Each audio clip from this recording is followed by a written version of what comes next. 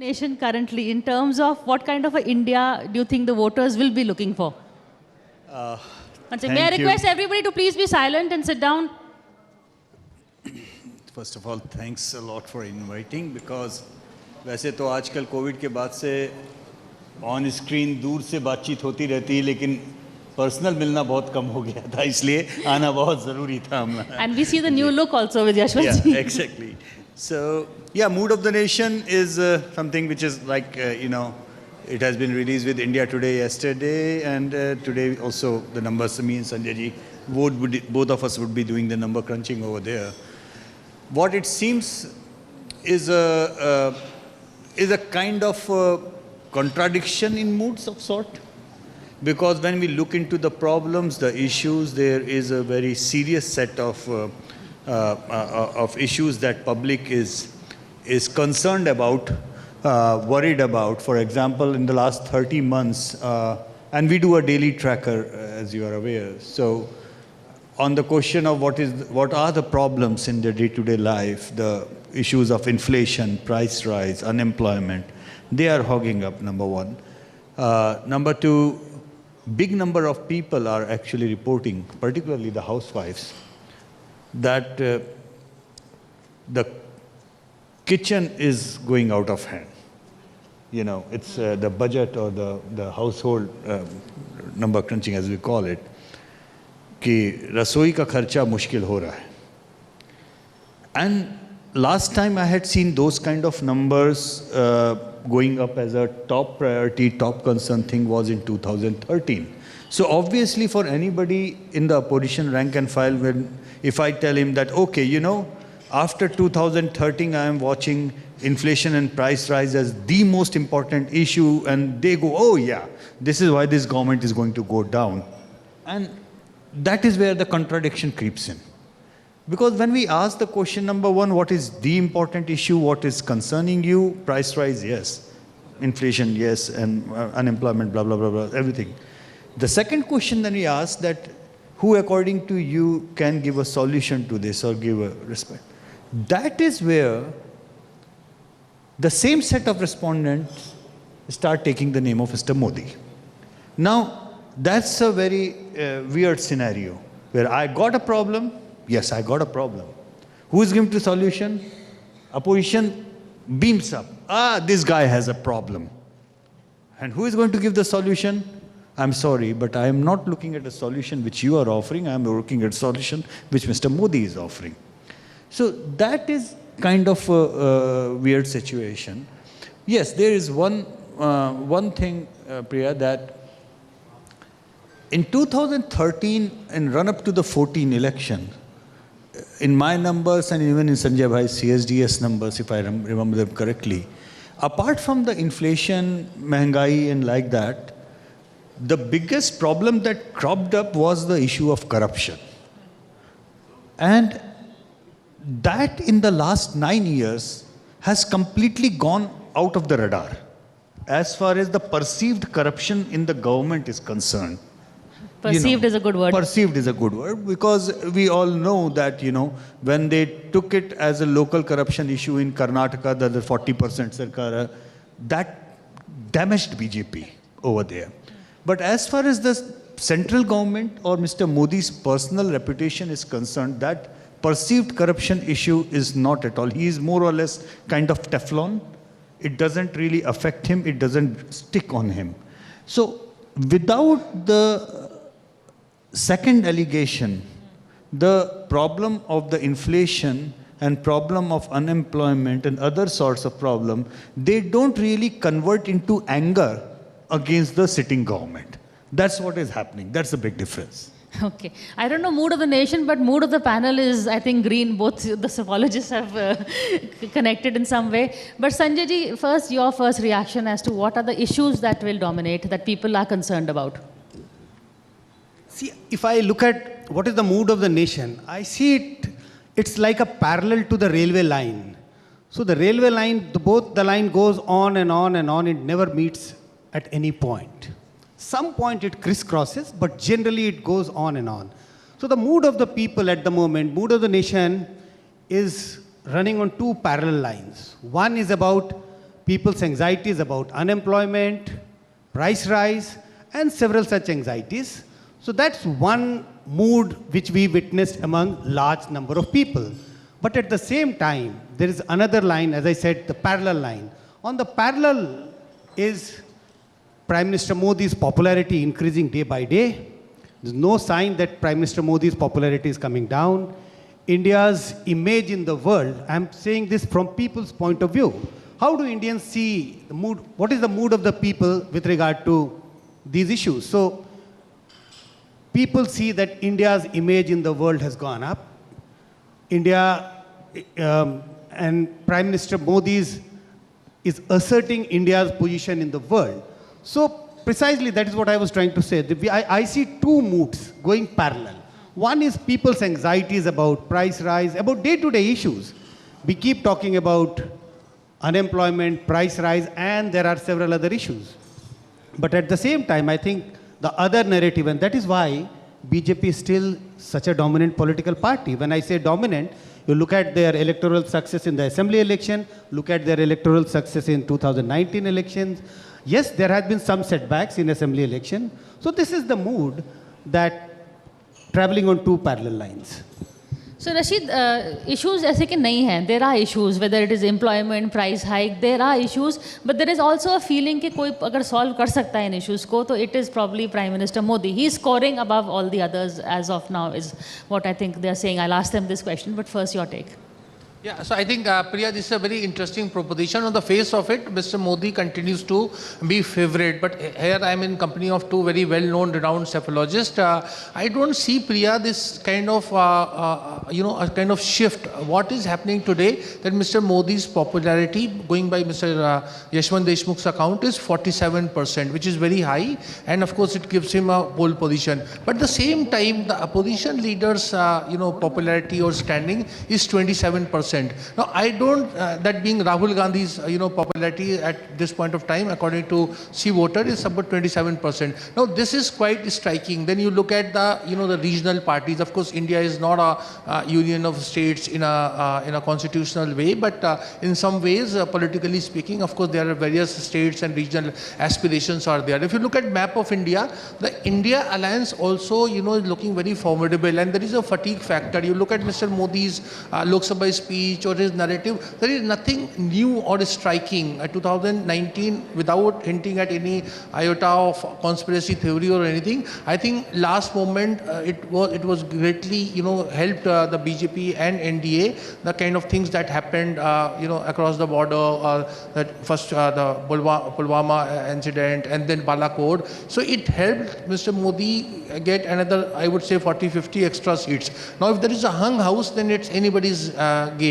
And I think today's position is that the India alliance, which is a pre-poll alliance, remember in 2014 or 19, there was no pre-poll alliance. So this time around, there is a pre-poll alliance, and the opposition leaders individually, whether it's Rahul Gandhi, Mamata Banerjee, M.K. Stalin, Nitish Kumar, Arvind Kejriwal, they seem to be doing well in their respective constituencies. So it's a very open kind of battle.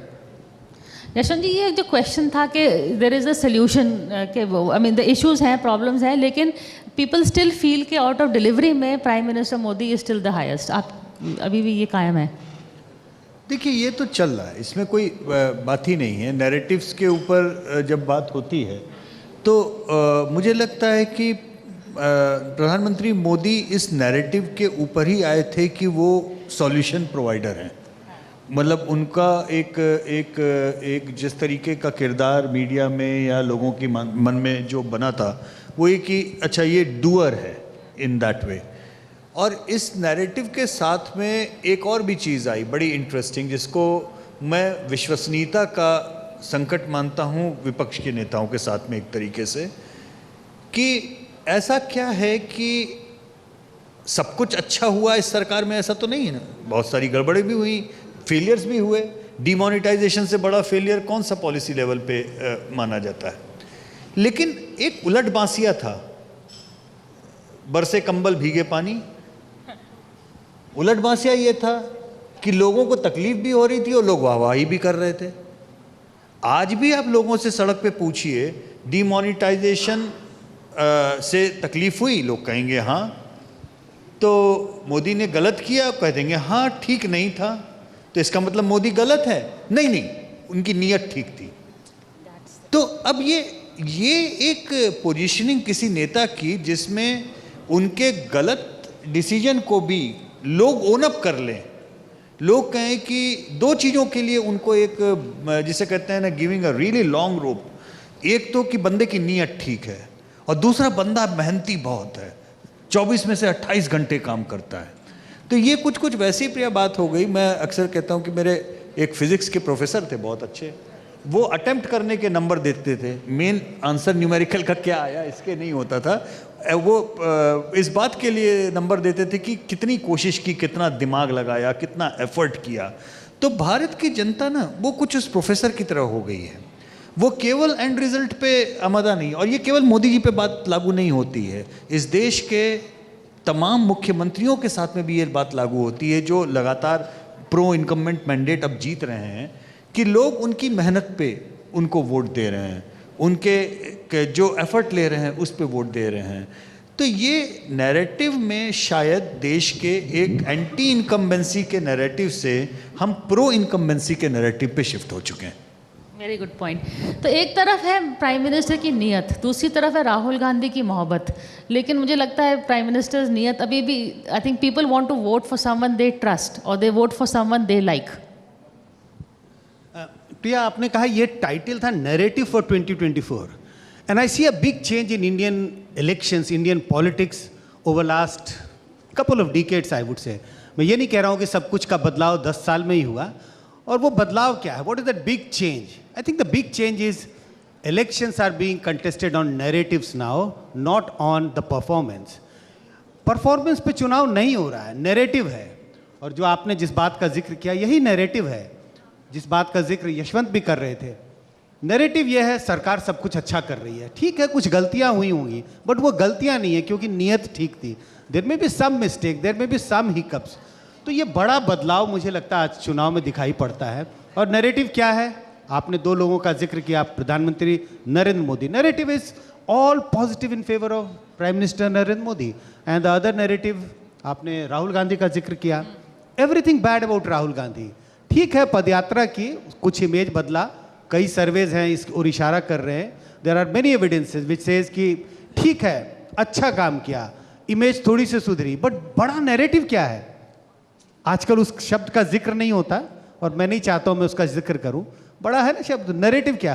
कोई कहते पप्पू है, कोई काम लायक नहीं है, किसी काम का नहीं है।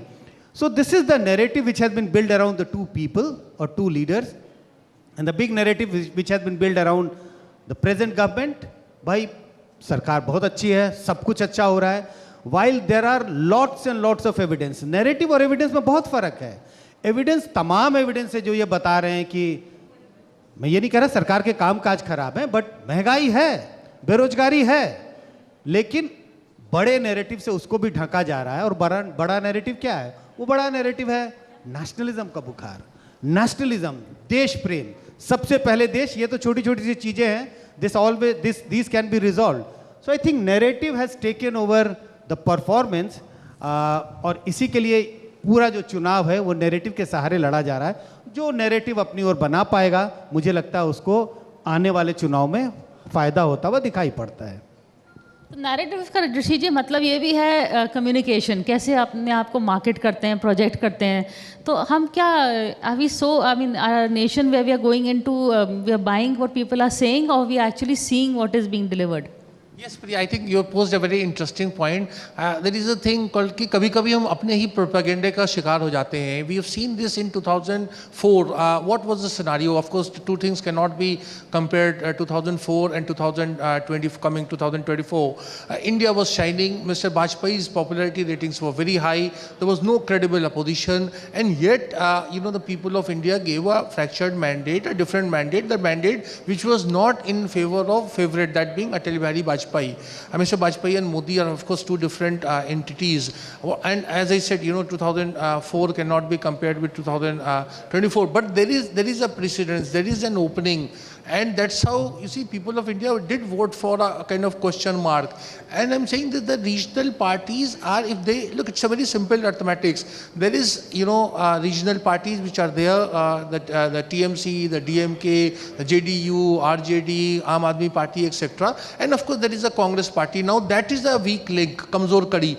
There are over 200 seats, and Yashwantji would vouch for that. There are over 200 seats where the Congress and BJP are in direct contest, and the strike rate, going by the strike rate of 2014 and 19, the BJP won by over 90% of seats. Now, if that gets reduced to, let's say, a 60-40 or 50-50 or something like that, we will have a very interesting proposition. And the coming round of assembly elections in Madhya Pradesh, Rajasthan, Chhattisgarh would point, would be a pointer towards it.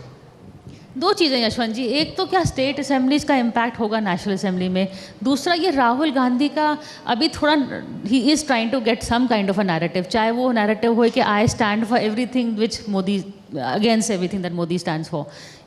तो आपको राहुल की narrative building के बारे में? देखिए, राहुल जी देश के सबसे इफेक्टिव युवा नेता हैं, ये बात मैं मानता हूँ. उसके पीछे मेरा व्यक्तिगत स्वार्थ है. स्वार्थ मेरा ये है कि राहुल जी मुझसे 2 साल उम्र में बड़े हैं, और जब तक वो युवा नेता हैं, मैं राज्यसभा की टिकट तो नहीं चाहिए? नहीं. 2 साल मुझसे संजय जी वो उम्र में बड़े हैं, और जब तक वो युवा नेता हैं तब तक मेरे युवा होने के ऊपर कोई प्रश्न चिन्ह नहीं लगाएगा. इसलिए मेरा व्यक्तिगत स्वार्थ है. लेकिन गोइंग बियॉन्ड दैट, हमारे कम से कम हिंदी हार्टलैंड में तो ये बात मैं मानता हूँ कि बच्चों को पीट पीट के माएँ जो बनाना चाहती हैं, उसका मैं खुद भी भुक्तभोगी रहा हूँ. मेरी माँ बहुत चाहती थी कि मैं डॉक्टर बन जाऊँ. मेरे नाना डॉक्टर थे, तो उनकी बड़ी तहे दिल से इच्छा थी, और उस मारा पीटी के चक्कर में उन्होंने मुझे साइंस ज़बरदस्ती, भाई पढ़ने में अच्छा था हमारे ज़माने में, अगर आप पढ़ने में अच्छे हैं तो आप साइंस लेंगे बाय डिफ़ॉल्ट. ह्यूमैनिटीज़ में तो इंसान जब कुछ नहीं कर पाता है तो जाता था, और अगर उसके बाद में रहा सा हुआ तो वकील बन गया, और ज़िंदगी में कुछ नहीं कर पाया तो पत्रकार बन गया. यही क्राइटेरिया होता था. अब अपनी माँ को ये समझाना कि मैं पत्रकार बनना चाहता हूँ, आप समझ सकते हैं, डॉक्टरी का आइडिया ड्रॉप करके. लेकिन मुझे इतना ज़रूर समझ में आया कि मैं अगर डॉक्टर बनता तो बहुत बेकार डॉक्टर बनता, क्योंकि या तो पेशेंट रो लेता या उसको देख के मैं रो लेता. भाई, जो डॉक्टर बनने के लिए जितनी जो ज़ब्त चाहिए वो मुझ में नहीं थी. मैं मिसफिट होता उसमें. मुझे लगता है राहुल जी बहुत अच्छे इंसान होंगे, बहुत संजीदा, अच्छे भले इंसान है. मुझसे जितने लोग, उनसे मैं नहीं मिला हूँ, लेकिन जितने लोग व्यक्तिगत रूप से मिले हैं उन्होंने तारीफ़ ही की है कि भाई अच्छे से बात करते हैं, लाइक दैट. लेकिन उनकी माँ उनको जो बनाना चाहती है, मुझे लगता है मैं अपने आप को देखता हूँ उसमें. एक डॉक्टर यशवंत देशमुख क्या होते, तो वो समस्या है. ही is trying his level best, या हम कहें उनके आसपास के लोग बहुत ट्राई कर रहे हैं. हमारे ही ट्रैकर में आया, उनकी भारत यात्रा जब हुई, हम लोग ने बात की रशीद भाई, हमने लगातार रिपोर्ट किया कि उनके नंबर्स बढ़ रहे हैं. कर्नाटक से उनका ट्रैकर निकला तो हमने कार्यक्रम में बोला कि the one single biggest achievement of this Bharat यात्रा इज कि कर्नाटक के दोनों फैक्शन साथ में आके लड़ गए इलेक्शन, कर्नाटक के रिजल्ट्स आ गए. लेकिन प्रॉब्लम क्या है, ट्रैकर के नंबर में जब हम ये बोलते हैं ना कि राहुल गांधी के नंबर बेहतर हो रहे हैं, बेहतर किससे हो रहे हैं, किस कंपैरिजन में? तो 2019 में राहुल गांधी यहाँ थे, 20 में यहाँ गए, नीचे आते आते आते ये यहाँ पहुँच गए. 2022 के अगस्त के समय, पिछले वर्ष के MOTN में, इस समय राहुल जी के नंबर अरविंद केजरीवाल के नंबर से केवल 2% आके थे. केवल 2% का गैप रह गया था एज अपोजिशन लीडर्स में. तो 20-22% से कोई बंदा घट के 8%, 7% पे टच कर जाए, और वहाँ से वापस रिकवरी करे 18, 17, 19, 20, तो हम तो कहेंगे ना नंबर बढ़ रहे हैं. बात तो सही है, नंबर बढ़ रहे हैं, लेकिन नंबर बढ़ के कहाँ पहुँच रहे हैं? नंबर बढ़ के आपके अपने प्रीवियस बेस्ट पे पहुँच रहे हैं, जो कि 20-22% का था. अब समस्या क्या है कि आपके 20-22% और सामने वाले का 60%, बीच में 40% का गैप है. आप फेल होने से पास होने के नंबर पे आ गए, लेकिन अगला जो टॉप कर रहा है आप उसको डिस्प्लेस नहीं कर रहे हैं ना। अब ये बात समझनी नैरेटिव में बड़ी मुश्किल होती है, क्योंकि जब हम कहते हैं नंबर बढ़ रहे हैं तो एक बहुत बड़ा सेक्शन मीडिया का है और जो एक जो आप कह सकते हैं कांग्रेस के सिंपैथाइजर इंटेलेक्चुअल्स या जो भी कहना चाहें, वो एकदम से उसको रीड करते हैं, बस अब तो राहुल जी के नंबर बढ़ गए, अब तो पलट गया, अब तो मोदी गया। और मैं कहता हूं भाई जी हैंड ब्रेक थोड़ा लगा लीजिए। मतलब ये अर्ध सत्य है।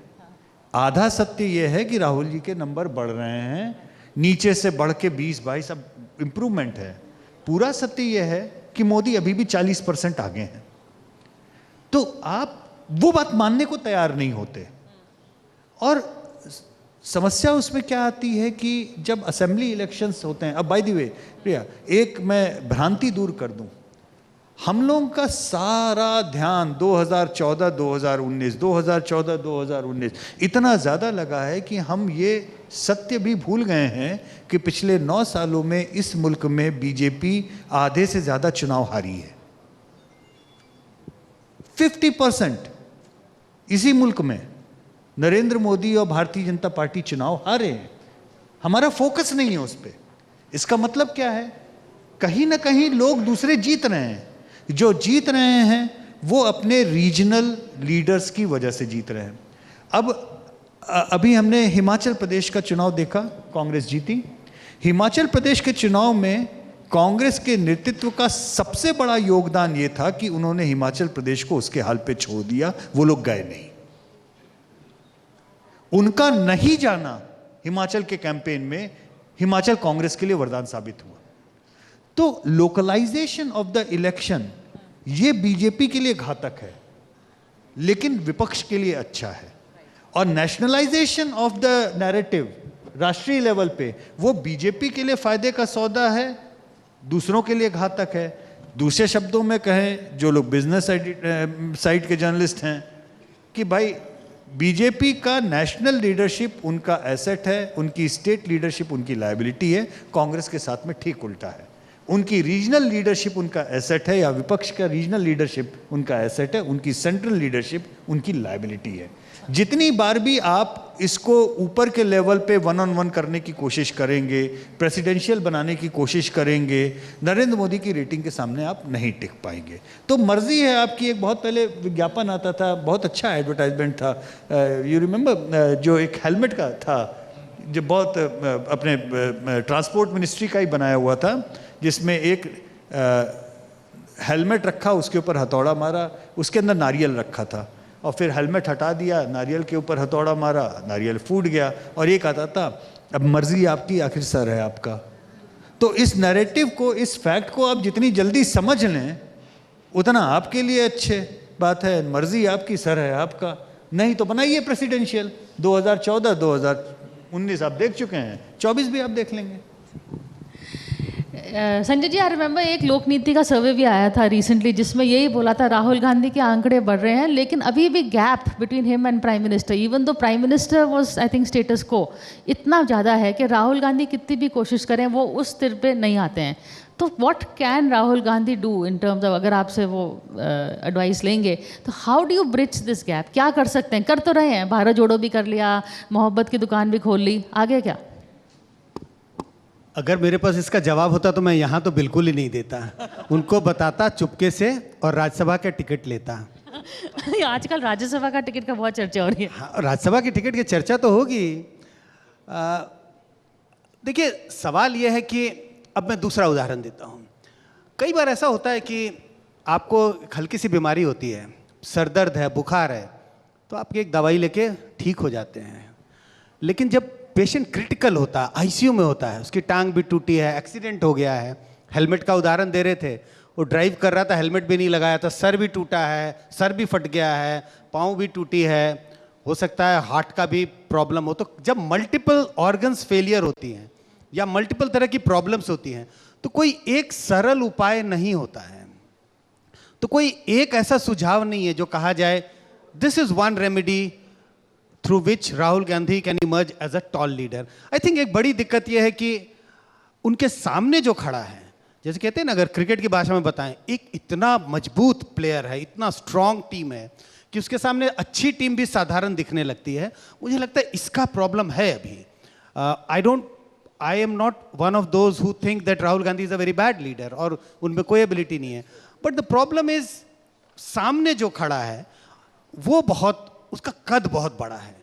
दूसरी बात, और एक बात जो मैं एक्सेप्ट करता हूं, मुझे लगता है जो दूसरा जिसका कद बड़ा है वो मेहनत भी ज़्यादा करता है। जो बढ़िया प्लेयर है वो नेट में प्रैक्टिस भी ज़्यादा करता है। जो प्लेयर अच्छा नहीं भी है, शायद उससे कम अच्छा है, वो नेट में प्रैक्टिस भी कम करता है। तो कहने का मतलब यह है कि मेहनत और करने की आवश्यकता है। आपने मेहनत की, दिल लगाने की ज़रूरत है, दिमाग लगाने की ज़रूरत है। फिजिकली तो अब काफ़ी, जैसे भारतीय जोड़ो यात्रा की बात हो रही है, तो कई तरह की दिक्कतें नहीं, कई तरह के एक तरह से अड़चने हैं जिसको दूर करने के लिए आपको बहुत कुछ अभी करने की ज़रूरत है। कांग्रेस पार्टी का अगर मैं जिक्र करूं तो मेरे हिसाब से एक अच्छा कदम है। उन्होंने एक पार्टी प्रेसिडेंट चुना है जो नॉन गांधी फैमिली से है, तो कांग्रेस आगे बढ़ रही है। लेकिन जिसका यशवंत जी जिक्र कर रहे थे, उसी तरह से मैं राहुल गांधी के बारे में भी कह रहा हूं कि प्रिया ने राहुल गांधी के बारे में सवाल पूछा। आगे की हो रहा है, मार्च आगे की हो रहा है, वो आगे बढ़ रहे हैं, लेकिन अभी भी गैप बहुत है। शायद 2024 में तो कम से कम मुझे नहीं लगता कि ये फासला वो तय कर पाएंगे। मतलब हेलमेट का नाम खारगे हो सकता है, but still takes a while. जब आखिरी सवाल जल्दी से मैं सोफोलॉजिस्ट से उनसे पूछना चाहती हूँ, फ्रॉम योर कॉन्वर्सेशन मुझे लगता है कि प्राइम मिनिस्टर मोदी या बीजेपी आगे होएगी, लेकिन क्या वो मेजॉरिटी क्रॉस कर पाएगी या उनको ज़रूरत पड़ेगी एलाइज की? वेल, जो अभी के नंबर हैं उसके हिसाब से तो मुझे लगता है कि उनको clear majority as on today मिल जाएगी। लेकिन एक बात ध्यान रखिए कि जो नॉन कांग्रेस या नॉन अपोजिशन जो इस देश में है, वो भी 3-4 पार्टियों का बड़ा विचित्र है, जो कि बीजेपी के साथ में नहीं होकर के भी बीजेपी के साथ में रहा है पिछले 9 सालों में। आंध्र की पार्टियां, दोनों बोल रहा हूँ, आंध्र की और बीजू जनता दल की पार्टी, ये एक ब्लॉक इस तरीके की पार्टियों का करीब 50 सीटों का है, जो बीजेपी के लिए एक बफर की तरह साबित होता है। जब उन्हें ज़रूरत पड़ती है तो उसके लिए टैप इन कर लेते हैं। तो ये मुझे लगता है कि एक दबा हुआ सा नैरेटिव है। उनकी रीजनल पॉलिटिक्स है, जीत के आते हैं, लेकिन केंद्र वालों के साथ में वो जाते हैं। तो संजय जी ने जैसा बोला, मुझे कोई लगता नहीं कि कुछ बहुत बड़ा उलटफेर अभी फ़िलहाल आज की तारीख में होता हुआ नहीं दिखाई दे रहा है। आपका प्रेडिक्शन? अब प्रिया पूछ रही है कि 10 अप्रैल को बारिश होगी या नहीं होगी। 10 अप्रैल 2024 को बारिश होगी या नहीं होगी, मैं कैसे बताऊं? डिपार्टमेंट से पूछ रही हूं और किसी से नहीं। मेट डिपार्टमेंट भी आपको नहीं बताएगा कि 10 अप्रैल को बारिश होगी या नहीं होगी। 10 अप्रैल 2024 को वो कैसे बता सकता है? वो कब बताने की स्थिति में होगा? वो 5 अप्रैल को बताने की स्थिति में होगा कि 10 अप्रैल को बारिश होने की क्या गुंजाइश है। अगर आप मेट डिपार्टमेंट से ये पूछें कि कल बारिश होगी कि नहीं, परसों बारिश होगी कि नहीं, एक्यूरेसी ज़्यादा होगी। यशवंत जी के बात से मैं सहमत हूँ। आज की स्थिति में हम कह सकते हैं, और आज की स्थिति में मुझे तो बहुत साफ लगता है। और आज की स्थिति क्या है? इंडिया गठबंधन बन गया, अगर ये मैं मान भी लूँ, इंडिया गठबंधन बन गया, सीटों का बंटवारा मोर और लेस ठीक ठाक हो गया, फिर भी मुझे लगता है बीजेपी अपने मेजॉरिटी मार्क के ऊपर मुझे दिखाई पड़ती है। चलिए, थैंक यू सो मच। हम तो जर्नलिस्ट हैं Rashid, we can give a prediction, we don't have a problem of the met department. Do you want to say some quick, we are finishing? Quickly, I think the whole, we were talking great lengths at about narrative. I think the whole narrative that this 24 election is versus Narendra Modi versus Rahul Gandhi is a misnomer. Mr. Rahul Gandhi is not a candidate by a party, by the India Alliance. This is a kind of narrative that builds the whole thing, that 24 is about Modi and Rahul Gandhi. So I think it's more about 24 election is about the various state regional parties and the BJP, and that's the real test and a very keen contest. And my own take is it's going to be a hung house. ये केवल last बोलूंगा, क्योंकि narratives की बात हुई और सारी चीजें लगा कि प्रो बीजेपी प्रो मोदी ही नैरेटिव है। ऐसा नहीं है। एक नैरेटिव जो है वो बीजेपी का फेल हुआ है, वो है डबल इंजन का नैरेटिव। डबल इंजन का नैरेटिव उस तरीके से नहीं चला। आगे वाला इंजन फेल हुआ या पीछे वाला? एग्जैक्टली मैं यही कहना चाह रहा था कि 2 इंजन हैं, उसमें से एक इंजन तो आगे खींच रहा है, दूसरा इंजन बीजेपी का जो मुख्यमंत्रियों का है वो गार्ड के डब्बे की जगह पे उल्टी तरफ मुंह करके चलता है। तो वो एक ही इंजन है जो सारी ताकत लगा के आगे खींचता है। ये डबल इंजन का नैरेटिव यहाँ अटका। चलिए, on that note, thank you so much, Ashwin ji, Sanjay ji, and Rashid ji for this conversation. All right. A big round of applause, please.